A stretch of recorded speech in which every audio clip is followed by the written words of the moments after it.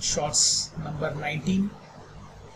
Today we are going to see how to create a dynamic data validation. To create a dynamic data validation, you need to have a table feature activated in your dataset. By that way you can do it. For example, if I want to add one dataset here called Samsung Ultra, and then when I go down to the drop down, you won't see the drop down coming up for the dataset here. Wherein when I add the Samsung Ultra again, and then select the dataset, Control T and give an enter. And now if I add the data dimension or data list here,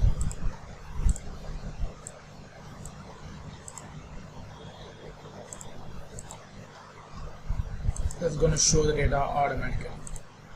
Now the advantage that I have in here is I can add one more light data set here.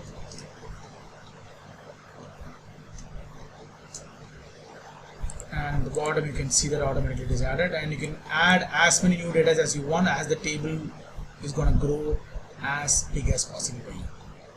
So this is the way we can create a dynamic data validation. Let's create a dynamic data validation with multiple columns in it. It cannot be a short video, it can be a little longer video than that. Even this is not a short video. Even though I said this is short, it's taking a minute and a half or more. Happy learning.